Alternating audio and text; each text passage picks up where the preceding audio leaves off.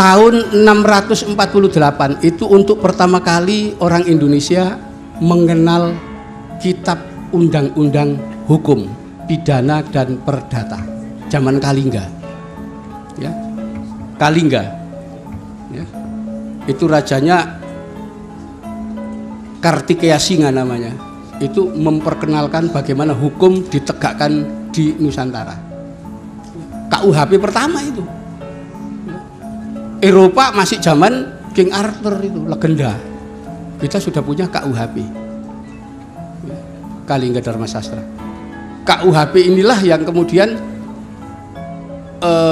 dikembangkan zaman Singosari oleh Wisnuwardana, dikenal dengan nama Purwadigama Dharma Sastra. Ya. KUHP ini kemudian dikembangkan lagi oleh Gajah Mada dan kawan-kawannya menjadi hukum Mojopahit, namanya Kutara Manawa Dharma Sastra. Ya, itu zaman Demak ada Angger-Angger Suryo Ngalam, disusun Raden Patah. Pengembangan dari produk hukum Mojopahit ini juga. Ya. Kemudian zaman Pajang ada KUHP namanya Jogul Mudo. Disitulah sampai zaman Mataram ada undang-undang Angger Pradoto Dalem, Angger Gunung, Angger Aru Biru dan seterusnya. Itu produk hukum asli Indonesia. Lah, orang lulusan sekolah bisa nggak bikin KUHP sendiri? Nggak bisa. KUHP kita itu dulu dibikinkan Belanda, namanya HIR, Heersen Inlands Reglement. Kemudian diubah, diterjemahkan jadi KUHP yang kita kenal sekarang ini. Nggak bisa. Sistem kenegaraan, ya orang kita menciptakan sendiri dulu, ya.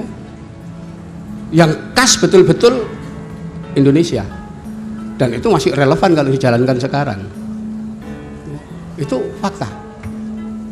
Jadi sistem kekuasaan yang dibangun itu sudah mengenal demokrasi, sudah mengenal pemisahan sistem kekuasaan dan seterusnya.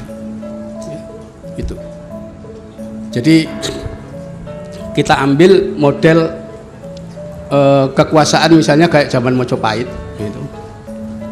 Itu sudah dikenal model demokrasi, pemilihan. Ya. Yang pertama pemilihan tingkat desa. Untuk memilih seorang rama. Rama itu kepala desa. Dia dipilih oleh warga desa supaya jadi kepala desa. Karena itu orang di desa itu yang paling besar keluarganya, pasti dia akan jadi kepala desa. Kenapa? Ya sak keluarga. Ya. Gitu. Nah, rama ini kemudian bersama rama yang lain, ya, kepala desa yang lain, itu memilih kepala wisaya. Wisaya itu kalau sekarang ya seluas kecamatan begitu, terdiri dari beberapa desa. Ya. Itu dipilih seorang kepala wisaya. Jabatannya namanya buyut, ya, itu. Tokoh-tokoh ini, ya, rama maupun buyut ini bukan sekedar orang yang pinter, ya, tapi juga dianggap orang yang memiliki daya sakti, ya. Harus orang punya kesaktian. Gitu. Kalau orang nggak sakti, tidak boleh jadi kepala, pemimpin. Itu syarat dulu. Ya. Karena itu kalau rama ini mati, maka biasanya dia dimakamkan di ujung desa, kemudian dijadikan punden karaman. Ya. Karena yang dimakamkan di situ seorang rama.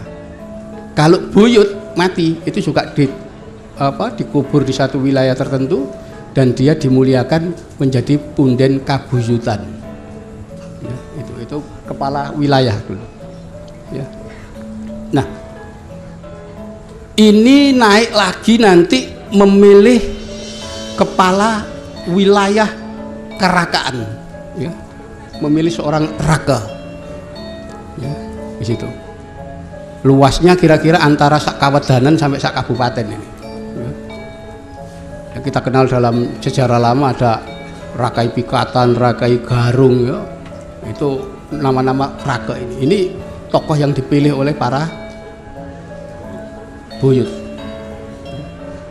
Nah, nanti setelah pada tingkat raka ini tidak lagi ada pilihan, ya. Tetapi sejauh mana seorang raka ini mampu menyatukan wilayah raka-raka yang lain. Kalau dia mampu menyatukan wilayah raka-raka yang lain, maka dia akan memperoleh satu gelar baru, yaitu ratu atau datu, ya, gitu.